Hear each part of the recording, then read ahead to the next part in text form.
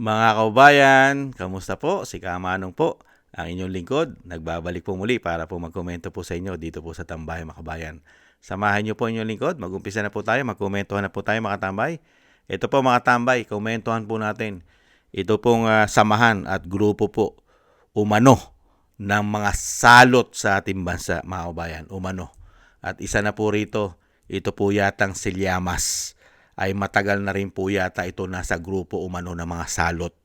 At siyempre po, dito po natin makikita kung paano po nila, mga kabayan, paano po nila ipakita sa taong bayan kung gaano po sila kamangmang para lang po sa politika, mga kababayan. At talagang grabe po ang banat po nila kay Senator Marcoleta. Grabe po. Ipinaliwanag na po ni Senator Marcoleta ang katotohanan po, lalo-lalo po sa usapin ng West Philippine Sea, pero sila po nananatili po na talaga pong pinasisinungalingan nila at sinasabi nila na si Senator Marcoleta pa ang tuta ng China. Unbelievable.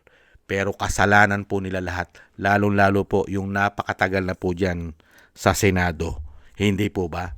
At pakinggan din po natin ang katotohanan dito po sa mga politiko na dapat mo talaga nating iwasan na at wag na po sanang pabalikin ang mga hayop na ito umano.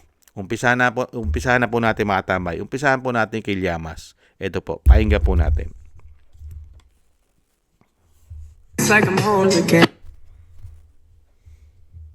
Tapos, meron kang senador, no, na sobrang kapal ang muka, na naging spokesperson, hindi lamang ng mga magnanakaw, kung hindi ng mga invaders. Mga invaders. No? Sana man lang ay medyo nagpanggap siya ng kaunti. Walang pagpapanggap. Wala. Ito yung sinabi sa akin ng Chinese ambassador. Oo nga pala, hindi mo siya. Actually, yeah. Nag-agree ako dyan. No? At sabi pa niya, bakit tayo nakikipag-away para sa ilang bato? Babanatan nyo ang China? Lalo nila tayong papasukin. Yan. No? Kaya kayo ay pro-China dahil pinapapasok nyo, pinapalusob nyo ang China sa ating teritoryo. Nahilo ko doon. Labo. Nahilo ko doon. Ang galing, di ba? Medyo yung logic Ang galing, niya. di ba? Oo. Medyo, Siya pa ngayon Kailangan ko ng ang voice anti-China. we don't deserve it. Dahil sa pamamagitan ng pagpuri, pagdepensa Yan. sa China, Yan. no, ay pinipigilan niyang pumasok sa ating teritoryo. No? Talagang hindi mo maintindihan ang lengguwahe, no, ang argumento ng mga taksil, Uy, uy, Ay, uy, uy, ng mga traidor, Uy, uy, uy. ng mga makapili. Easy. No? Kaya hindi ba niya alam na nakapasok na yung China rito at tinataboy nga natin. Kaya nga tayo nagsampa ng kaso sa UNCLOS, sa isang international tribunal na nag-govern ng mga dagat. Dapat, tayo. diba? Nanalo tayo. Ngayon yung 10th year ng ating victory. Uy. Correct. Diba? Yung international law, sinuportahan tayo. Laban sa 9, 10, 11 dash line Yan. ng China na kiniklaim yung buong South China Sea. Pati ang West Philippine Sea. Yan. Diba? Sino pa namang ugok, no?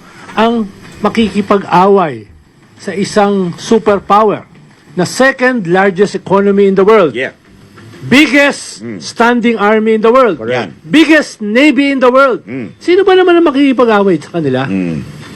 Ang lalaban lang sa kanila ay yung sinasakop nila. No, hindi tayo lumulusob sa China. Dinedepensahan natin yung ating sarili. Paalala lang. Yan po mga tambay, nakita niyo po hanggang paano po niya banatan si Senator Marcoleta at ginagawa po niya ang tuta ng China at pro-China raw po si Marcoleta. At pinagmamalaki po ni Llamas yung atin daw pong West Philippine Sea. Ano po ba yung West Philippine Sea natin? Nasaan po ba yon? Llamas. Ito po ang mga tao, mga bayan, na mga salot umano ng ating bansa. Katulad po nito, ito po yung mga kasamahan niya, mga senador, mga kababayan. Pakinggan po natin itong mga kasamahan niya, mga senador, mga kababayan. Tandaan niyong mabuti ang mga pag-iisip ng mga lumang politikong ito na kahit anong gawin ipaintindi ang tamang paraan ng proseso ng pag-aangkin ng teritoryo ng ating bansa na may katibayan at dapat panindigan. Ay ayaw nilang tanggapin ang solusyon ni Marcoleta Ipipilit nila ang kanilang maling pananaw sa usaping ito kung ano sa tingin nila ang tama para sa kanila, na isang senyales na gusto nila ang magulo at ayaw nila ang katahimikan ng ating bansa. Kung saan taong bayan ang apektado nito dahil sa kanilang pangsariling interes, kung ano man ang kanilang agenda sa isyong ito. Maliwanag naman at nakikita nyo at nararamdaman nyo. Ang ibig sabihin lang ng pagtatala ay ayaw nilang tanggapin ang tamang paraan, kundi ang maling katwiran na walang katuturan ng maraming salita na hindi naman talaga nila ginagawa, na puro daldal lang ang mga lumang politikong ito na nagpapanggap na magaling, may alam at matalino. Eto, panoorin nyo ang nakakagigil na debateng ito ni Marcoleta at Kiko Pangilinan. Section 4. Kung hindi po tayo magsasubmit ng mapa, saan po kukunin ang coordinates? Yun lamang po ang paraan para po yung ating pinapangarap, pinapanaginip na West Philippine Sea, mailagay naman po sa mapa.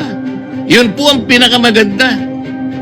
At pagkatapos nating mailagay sa mapa, lalakas po lahat ang ating paninindigan dahil nakalagay na po sa mapa eh. Kahapon po pinakita ko yung South China Sea. Hindi po ibig sabihin na yung South China Sea, sa China po yun. Hindi po, pangalan lang yun eh.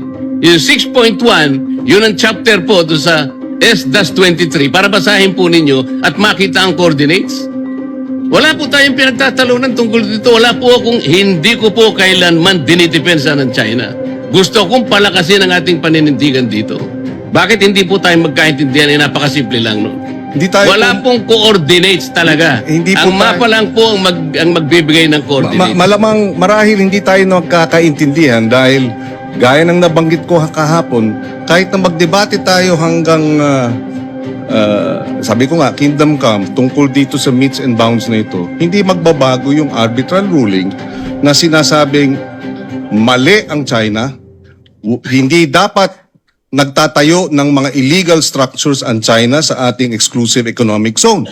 So bakit tayo bumabalik dito sa debate ng meets and bounds? Para sa ano? Para pahinain natin yung naging award natin sa International Tribunal? Para questionin natin na yung award natin ay kulang? Para bigyang duda na tayo nga ba'y nanalo? Hindi naman po siguro. Panalo tayo, binigay sa atin yan at hindi tayo mananalo kung hindi maliwanag ang ating mga karapatan at ang ating exclusive economic zone kahit na hindi pa nade-determine ang meets and bounds. Dahil yun ang sinasabi ng UNCLOS. UNCLOS ang basehan ng ating pagkapanalo. Walang pinag-uusapang meets and bounds sa usapin po nung determination ng ating exclusive economic zone, Mr. President. Sana po, kung maintindihan ng ating butihing senador yun, hindi tayo magkakaroon ng ganitong hindi pagkakaunawaan. Binanggit po ninyo kahapon yung Administrative Order 29 at saka yung Republic Act 12064. Ang sabi po ninyo, doon makikita yung mga coordinates. Basahin po ninyo kung merong Hindi coordinates po doon. natin Wala po. sinabing doon po makikita ang coordinates. Ang sinabi po natin ay nakadefine doon ang ating ang West Philippines. Dinefine nga po, Mr. President, na pinag-uusapan, paano maitatala nga po sa mapa? Ayaw ba nating itala sa mapa, Mr. President? Yun lang po ang punto eh. Ayaw. Binabanggit kasi natin at sa batas natin, ni-require po ang NAMRIA at ni-require din ng DFA na mag-submit ng mapa hanggang ngayon. 12 years na po nakararaan. Ba't hindi po natin maitala? Point of information, Mr. Napaka-importante President. po na magkaroon. Just for the information of the good senator, 2024 meron na pong mapa ang NAMRIA. So hindi totoong wala pang Ang sinasabi ko po, Mr. President, hindi po sinasubmit sa mga kinauukulang dapat hindi po ang ipag-submit. sinabi po ninyo wala pang mapa. Iba po yung hindi sinasubmit. Kahit na may mapa po, kung hindi nyo sinasubmit, hindi rin po tayo Pero magtatagumpay sa correction ating lang po. paninindigan na maitala natin po sa pandaigdigan talaan ng mga dagat ang West Philippine. Hindi po ba importante sa inyo na maitala natin ang West Philippine Sea? Yan, ganyan po sila katindi at kabobo humano. Ayaw po nilang maitala. Ayaw po nilang magkaroon ng titulo na talagang pag-aari po natin ang West Philippine Sea. Katulad po na sinasabi lang dash line. Hindi po ba? At yung economic zone. Hindi po ba? Nasaan yon? Walang titulo. Pwede po ba tayong sabihin natin na pag-aari natin Yung sinasabi nating ipinanalo natin sa tribunal. Ipinanalo natin, na-award na sa atin. Nasaan ang titulo? Na-i-award nga sa atin, wala naman tayong titulo. Hindi po ba? Walang iniwas sa lupa yan eh. Pwede mo ba sabihin na akin yan, pag-aari ko yan. Akin lahat yan. Ibinigay sa akin yan ni Senator Kiko Pangilinan, ni Risa Hontiveros, at ni Llamas. Ibinigay sa akin ni Llamas yan. Akin yan. Pero walang titulo. Ibinigay nila sa akin yan. Nanalo ako dyan. Ganon. 12 taon na. Mga bayan, ayaw nyo pa rin. Kayo mga politiko. Politiko. Matanda na kayo. Panahon nyo pa yan, nila Kiko. Ngayon lang naging senador si Senator Marcoleta. Ipinaliliwanag ang napakatagal na dapat ay ginawa ninyo na. Katulad niyan nila Risa Hontiveros, Kiko Pangilinan, at yung mga grupo po nila. Sila Soto na 5 beses na nagiging senador, na ayaw pa rin nilang trabahuhin at pagtulong-tulungan na mailagay na po yan sa talaan ng mga dagat. Malagay na po ang West Philippine Sea. Kaya dito po kay Llamas, nakita nyo po, ang kagaguhan umano ni Llamas. Grabe niya pong batikusin at banatan itong si Senator Marcoleta. Ay tama naman po sinasabi ni Senator Marcoleta. Kaya nga lang po, may sarili-sariling agenda po ang mga hayop na yan umano. Ayaw po nilang maging mapayapa at maayos ang bansa dahil may mga sariling interes. Hindi po ba, mga kababayan? Kaya paano mo paniniwalaan itong mga tao na ito? Mga isinuka na ito eh. Itong mga tao na ito, isinuka na ito umano ng mga Pilipino. Majority ng mga Pilipino ay isinuka na po umano yan. Kaya nga lang, nung makabalik po, ang sinasabi po, mga bayan, na gumagamit ng pulburon at lulong sa pulburon ayon sa kanyang ate na senadora, ay magkakakampi pala sila. Magkakakulay pala. Iisa palang kulay, mga kabayan. Kahit pala dilaw, pink at pula, iisa palang layunin ng mga hindot na yan. Umano, mga kababayan. Yan po, mga kababayan. Kaya lumalabas po ang katotohanan eh. Ginagawa pong mangmang at tanga ang mga Pilipino. Sasabihin nila, puro salita. Kaya nga po sabi ng vlogger natin kababayan, puro lang po sila salita. Paninira. Puro salita. Pero ayaw nilang ilagay sa legal. Ayaw nilang ilagay sa legal. Puro lang pamumulitika. Puro yaw-yaw. Kaya nga sinasabi ni Senator Marcoleta, bakit ayaw nyo ipatala? Bakit ayaw natin ipatala? Napakatagal na. Para yung ating ipinaglalaban. Di ba? Atin talaga yan. Dahil nakatala na yan. Meron na tayong title niyan. Title. Yun na ba? Kaya dito po mga tamay, mapapamura ka na lang. Mapapamura ka na lang sa mga taong ito.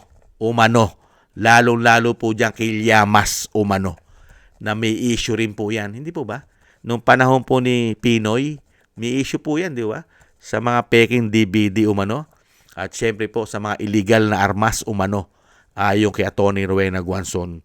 At yan po ay suportado at sumusuporta po yata umano yan sa mga makakaliwa. Hindi kaya? Yung mga salot na yan umano, mga kababayan. Yan po mga kababayan. Iisa lang po.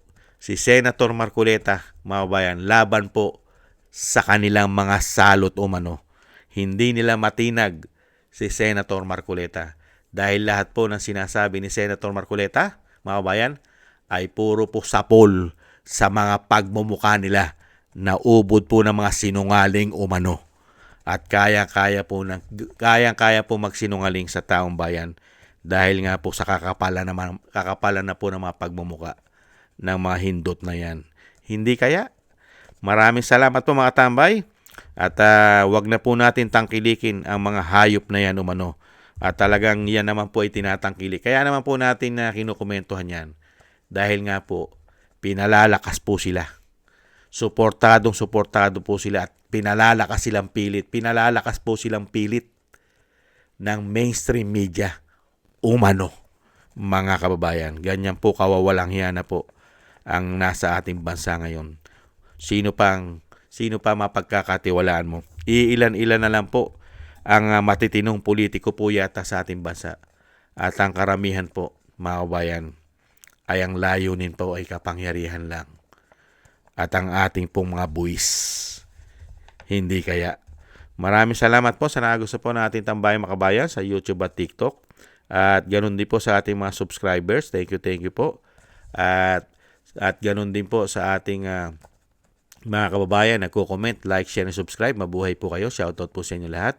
At sa mga nagbibigay po ng tulong, thank you po kay Eric Hersho ng Canada, kay Annie Jo, ako si Phil-Am, si Balance Vision TV, Gay at Siena, kay Jesus Valdepena, at kay Kingston ng Hong Kong, si Jake Yahut ng Maisog, California, USA, Gina Ray, Solid DDS ng Berlin, Germany, Julieta Celona ng Sydney, Australia, at Baby Roman at Ate Isa ng Cagayan. Thank you po sa inyo, mga kabayan. At ingat-ingat po kayo sa inyo po mga paggawa. Maraming salamat po, mga kabayan. At God bless po sa inyo lahat. Days lang po. Bye-bye.